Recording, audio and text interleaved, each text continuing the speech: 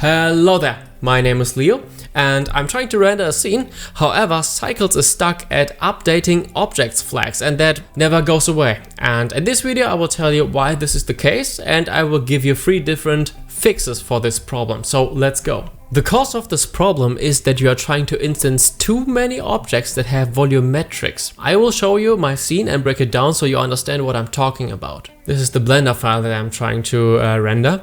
That is basically a hollow cube that acts as a room, and there are a bunch of objects scattered in this room. So I basically have stack 1, stack 2, stack 3, stack 4, which are vertex that have a geometry nodes modifier on it. This geometry nodes modifier is just instancing another collection, and that is the collection cubic object. And let's just have a quick look at the collection cubic object, because this is where the culprit is found. As you can see, the objects in the collection, they are simple as hell. They are not even containing 1000 vertices. The issue is that the problem is the volumetric shader in that.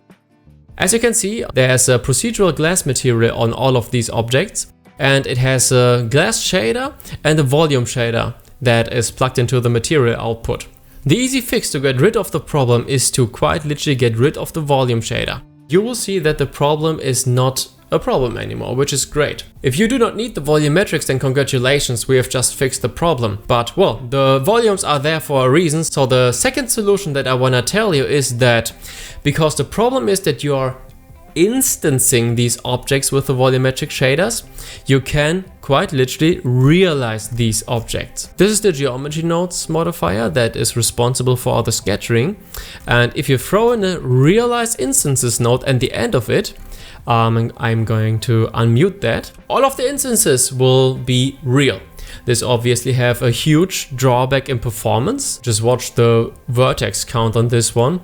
It will explode. We went from under 1000 vertices to almost 30 million. So this is certainly something that you have to keep in mind. If I now render it, the problem will not exist anymore because the culprit is instancing all of these volumetrics. If your PC can handle that, this is a wonderful solution because this will keep the volumetrics and get rid of the updating objects flags problem. Alright, let's get to the last solution. First things first, I'm gonna mute the realize instances node again, so we are back at our problem if I were to try to render this scene. The last solution, the third one, is to optimize your scene. We can optimize it in a sense that, for example, all of the objects with the volumetrics are only instanced to this point, like quite literally reducing the geometry nodes modifier a couple of times. Whereas you then create a second cubic object without any volumetrics, and then you scatter these in the background where nobody would see the difference.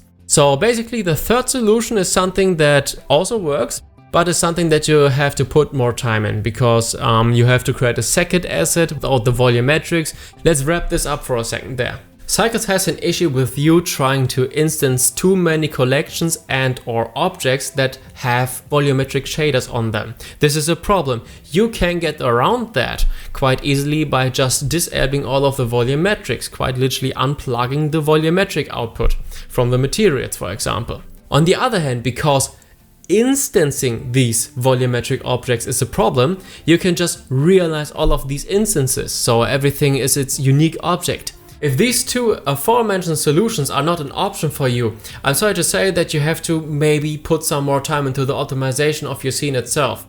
If I was able to help you, please consider leaving a like. However, if I was not able to help you, feel free to leave a dislike. Sounds weird, but I honestly want to know if I could help you guys, and if not, then I have to improve my, video or my information in that video.